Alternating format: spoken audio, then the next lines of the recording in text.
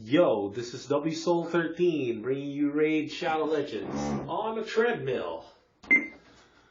And today, we're going to be talking about Gaius the Gleeful. So what's up with this guy? Should you pull? What's the fragment fusion event structure looking like for this particular event? You know, this is why a lot of people listen to my stuff because of my analysis for these kinds of events, and I think I might be the only one offering like the absolute F2P low spender perspective on this, because obviously my account is probably one of the like ultimate F2P accounts out there in terms of like being grinded out that way, you know. So let's take a quick look at what they're wanting to do. So this weekend, we're going to have 3 different kinds of 10x. And I'm telling you right now that it's not as relevant as you think. Like 10x in general, you almost completely ignore it. And the reason why you do that is because, unless they're for epics, right? So there's for epics, you can gamble for it, but if not for epics, you almost completely ignore it. And the reason why you do that is because your chances of pulling the exact legendary they're offering up for 10x is so low, so infinitely small, right? So let's go through the events. Alright, and then they dropped the update, obviously. So then I got a new skin for Cold Heart. You know, skins, they're cool, I guess, if you can access them, like the way they're giving away the Arbiter fragments for the Arbiter skin in the clan shop. But other than that, you know, it feels like not the premium item to pay for if you are going to pay. I feel like if you're going to pay, then you want to pay for game elements, like gameplay elements, you know, things that help you play the game, like gems, shards, stuff like that. Right? But I feel like skins are not the way to go for the F2P low spenders. It's kind of obvious, but you know, that's my perspective on it. I feel like skins are not the way to go. Right, so let's just go straight to the news. We go to the fragment event. All right. So this is going to be the fusion plan for Gaius. All right, I'm going to stop the treadmill a little bit because I want to really like hone in on this and count the fragments with you. So the first thing you always do in a fragment fusion event is you count the fragments. Actually, for the traditional fusion events, you also count the fragments, right? I mean the rares, like which events are going where, which epics are offered up, yeah. It's kind of a similar process, but for the fragment fusions, you never take it for granted that it's going to be the same way, because Polarium has tweaked this every now and then, basically to squeeze out as much shards as they can out of you before you can get the champ. So that's kind of like a big change for how they've been doing the fragment fusion so far this year compared to last year. So how do you counter that? Yeah, so they have a move, you have a move, right? So here we go. Let's count the fragments real quick. Summon Rush 20. So that's 20, 35, 45, 50, 55, 60, 65. And then that's 80, 85, 90, 95, 100, 105, 110, 115. All right. So it's 115. So they've kept the 115 structure. Okay. So they have kept the 115 structure for the fragment fusions, which is, if you haven't heard this before, it's not great, in my opinion, because it forces you to have to max out a summon rush or a champ chase event. So with the other fusions last year, the same fragment fusions, you've been able to get away with like skimping out a little bit on the summon rush or the champ chase, depending which way you're going to go, because they had 120 fragments available, and they limited the amount of fragments you can get from. So you could choose between one of the two events to max out, and you don't have to participate in both. You know, that was the way they did it before, or there were ways where you could actually skip some of the fragment events depending on how many fragments they get for Summon Rush and Champ Chase. But I think the 120 mark just has a lot more flexibility than the 115 mark that I'm using right now. You know. So what's the play here? What's the play, right? So we got Champ Chase at 15 and Summon Rush at 20. So already right there's a big change. Last month, for Nari the Lucky, they wanted to do, they were going to give you 20 fragments for both Champ Chase and Summon Rush. So how does this distort the math, right? So last time you had 40 fragments available for the summon events, so events that you need to break shards open for. So 40 minus 115, that would leave you with 75 fragments available outside of summon events, which means, so 75 minus 100, you need 25 fragments from the summon events to get Nari the Lucky last month. This month, the math is 35 fragments between Summon Rush and Champ Chase, minus 115 minus 35, so that's 80 fragments from outside of the summon events or the shard events, which means you need 20 fragments only from this event. Which, you know, if you hear that, you're like, oh, ding, ding, ding, this is it, right? They're kind of like trying to go back to the old structure where you only needed one event. But here's the problem.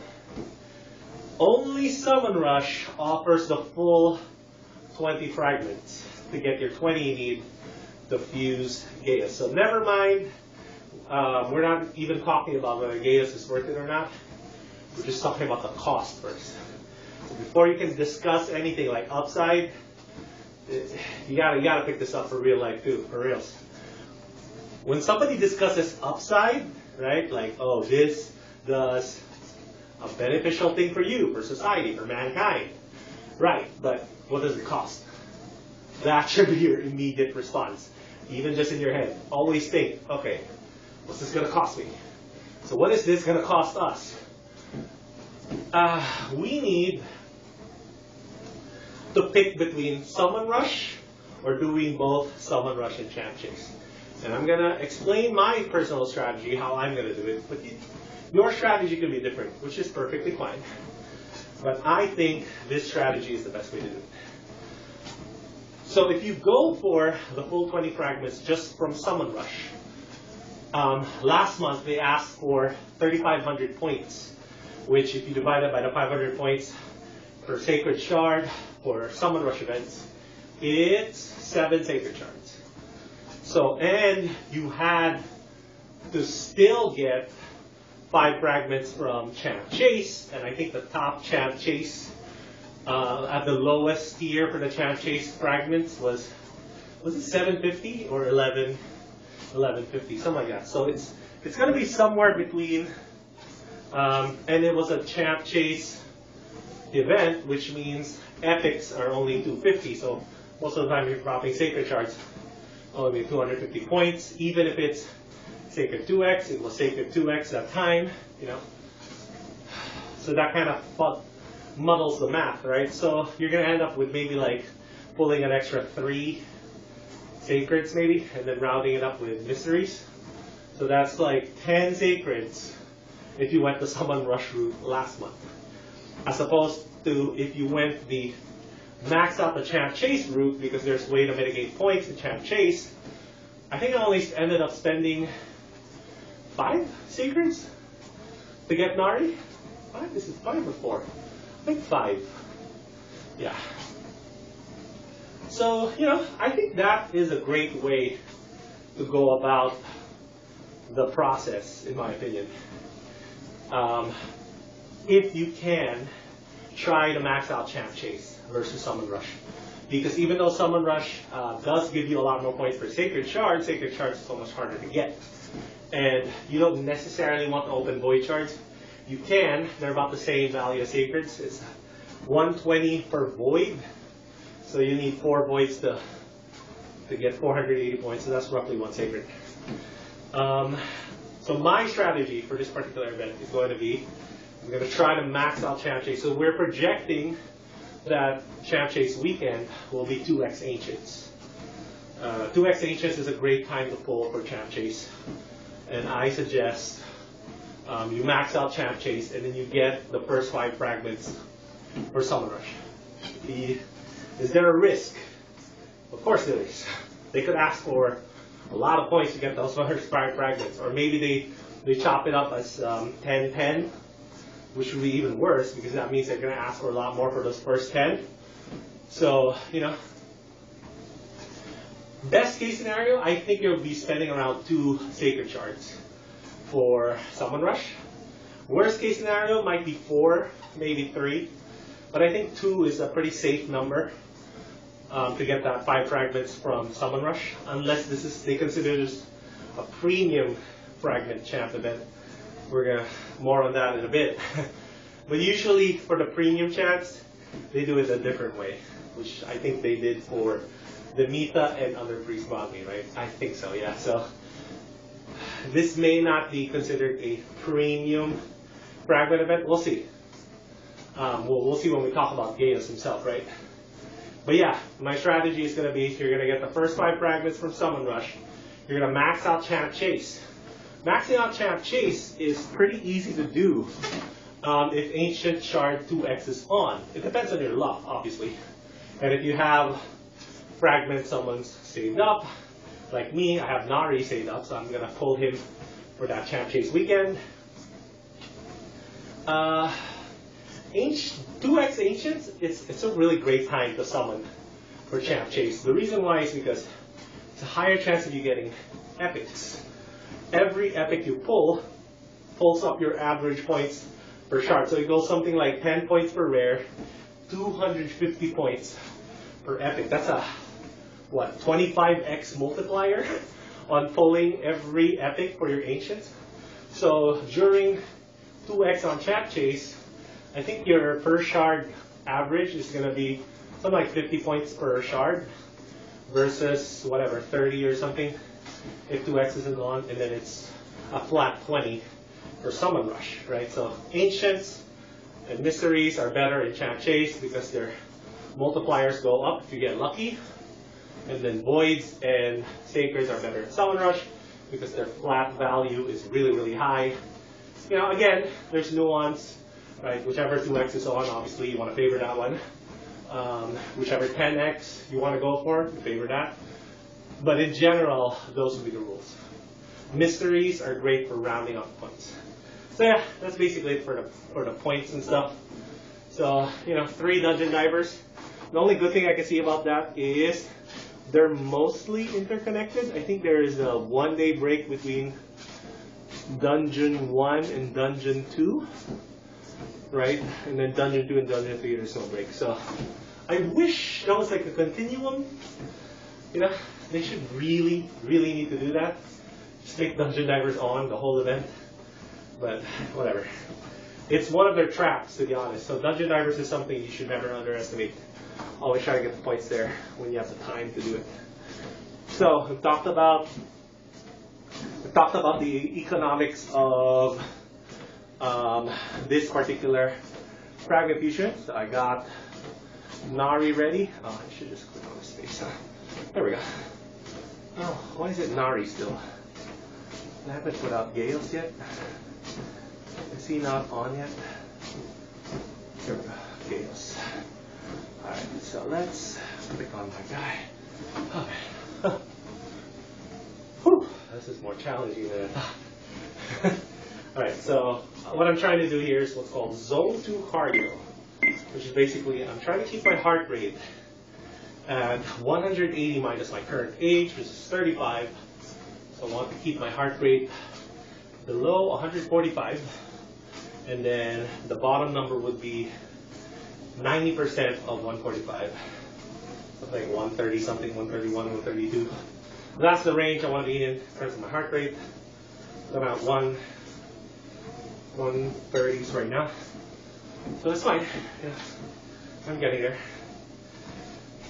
One weird shortcut about that is if you're walking and you can talk, or if you're doing your cardio and you can talk, in between, most likely you're not outside of zone 2 on the upper end, which means your heart rate will be lower than your max. Usually, you're not like really catching your breath talking while you're doing your thing. So let's take a look at Gaius, why you would want to get him. Attacks one enemy twice, extra turn if this attack kills an enemy. So this kind of like extra turn snowball A1s, actually they do have a purpose in Dark Fate. So this could be a good like cleanup champ to go second after your nuke. If your nuke fails to kill everybody, Gaius can clean up. It's a kind of a niche purpose for this extra turn thing on the A1 after a kill. But yeah, there is a spot actually for that, which is stuff like spiders, stuff like, in general, it's more Dark Fate than anything else. What's the next one? Attacks all enemies, 75% chance of placing sleep on each enemy. Also has 75% chance of placing a bomb, 2 bombs, 2-turn timer.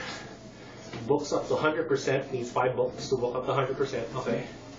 So let's take a look at the booking first real quick. We got 2 here, 5 here, so that's 7, 3 here, that's 10. Yeah, that 10 books is very, very reasonable for these fusion champs, I think. So this is an AoE. Place a bomb, 3-turn cooldown if booked down, 100% chance to place. It's a bomb champ. So yeah, there is this immediate recoiling from majority of the raid community about bomb champs in general. So they've been pushing this mechanic so hard. They've put out Stone Skin set, which is supposed to be countered by bombs, but we all know that doesn't really work for majority of the people. I think in Platinum they do have bomb builds or Stone Skin, but in general, most of the population playing raid doesn't really care about bombs to counter Stone Skin set. The next use it will have is against Bomo. The problem is you can't just have bomb placing champs against Bomo. They have to be backed up by mostly Vogoth, right? So if you don't have Vogoth for that comp, it's very hard to do it without soloing. It's possible, it's just very hard to do it to have a fair way.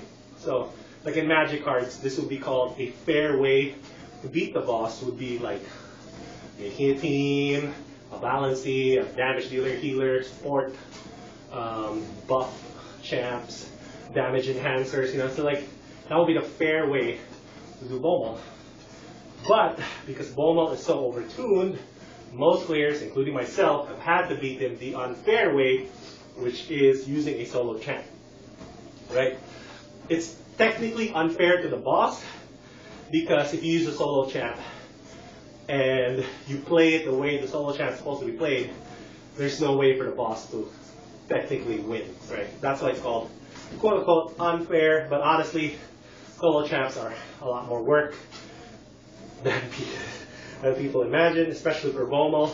The Templar solo can work up to 90 hard, but you need the manual, so that's a really long manual fight. So, is this the answer to Bomo 90? No, not by himself.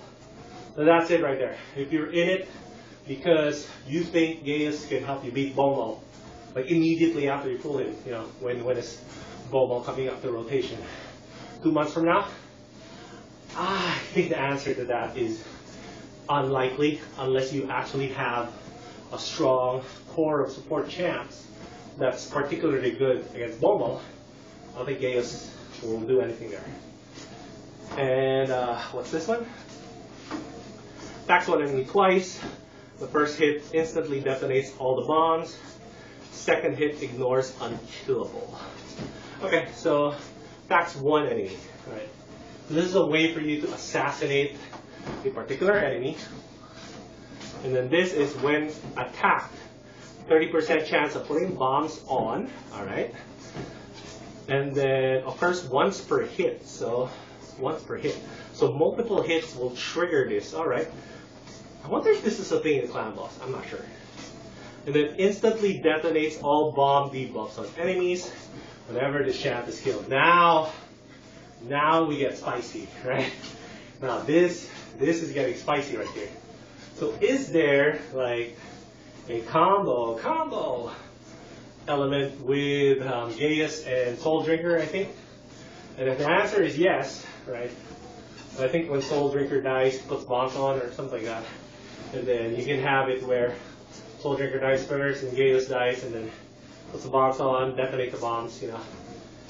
And then you can have an AoE reviver and basically they have to do it again.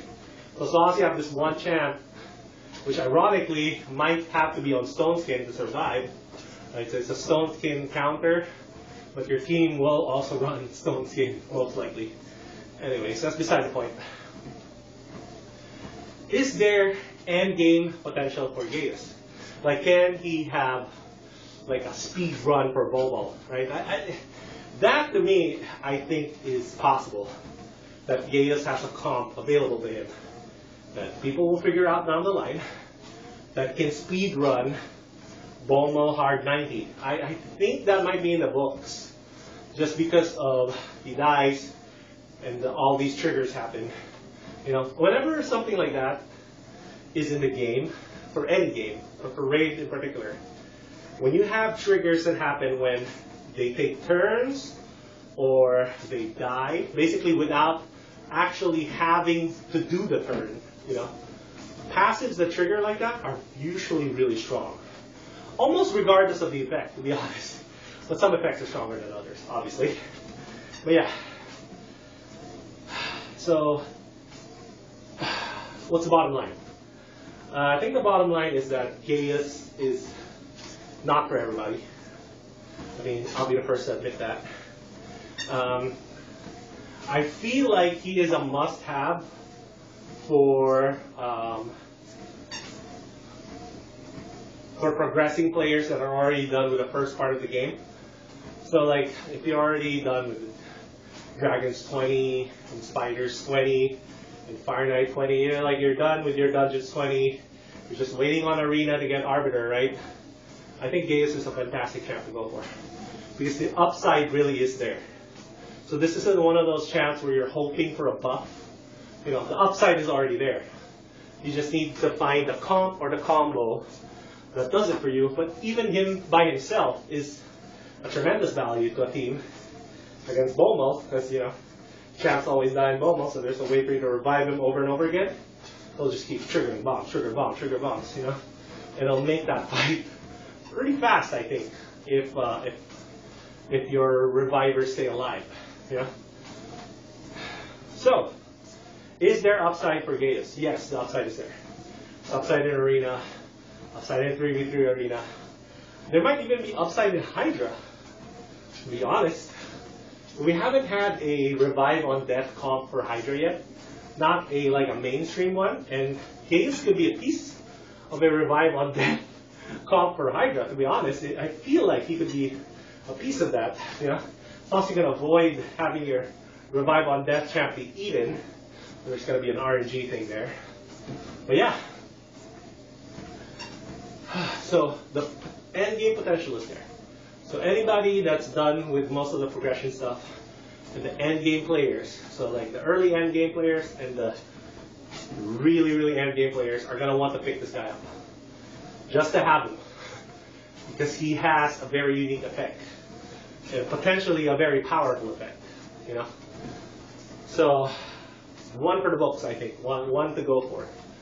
The only exception I would make is that, obviously, you don't have shards. Well, you're kind of SOL there. If you don't have shards, skip. Wait for the next one. I feel like it's not in the premium champ category, like Demitha, Under Priest Brogni, Iron Brago, or Tatura, even Tatura. He's not at that level for most players, but for the players that want this effect, there's no other way to get him right now. This is a surefire way. So yes, power is there. It's a straight line to where you want him to go, what you want him to do. So he is good. He is worth going for. I'm going to be going for him. Beef up my account, right? Look at this aura. 25% attack aura all battles. It's a little bit light. 30 would have been better. 35 even. I'll take it would have been broken. I think attack bomb goes by your attack stat. So building for bomb champs would be one of the few damage dealing builds that you're gonna have to put attack percentage gauntlets on. I know it's weird, but that's how it goes. So yeah, that's my dish on Gaius. I feel like he is there as a great fusion champ. Probably this month, he's probably up there. It's one of the better fusion champs they've done. Like, I think Nari has a wider use case because, you know, going up in Hard Doom Tower is one of the premium player milestones to have in Raid, right? So they both go about Hard Doom Tower a different way. Like Gaius could be an out for Bommel, but Nari is a more definite out for stat mitigation against the hard waves. So I feel like Nari is better in terms of Doom Tower progression, but you know, could be wrong. I could be wrong about that because there might be comps where you get a glass Gaius that basically dies over and over again and just trigger those effects. Put tons of bombs out and you know, I think that's basically it. We're good. I think we went through the basics of Gaius and what you should do for this event. And the reason to skip would be to save shards for next time. That's it. That would be the main reason. So now, because of this 115 structure and the way they're asking for fragments, skipping a fragment fusion or a fusion event is a more relevant question now than last year. Last year was almost irrelevant because even if you played all the fusion events last year, I have a feeling you would have gotten maybe all of them, including Under Priest Brogni and Demitha, both. If you had the shards stored up, right, from the year before, obviously. If you didn't, then maybe Demitha would have been within your range. So you skip Brogni, you played all the fusion events, you still could have gotten Demitha at the end of the year last year. Yeah. So I don't know if that's going to play out the same way this year. We're already at month 4, and they haven't slowed down on the shard requirements for these things. So yes, it is a relevant thing now, in my opinion, to consider skipping fusion events, which is totally fine. But if you can go for it, I suggest you go for it. Upside is there, right? So see y'all next time.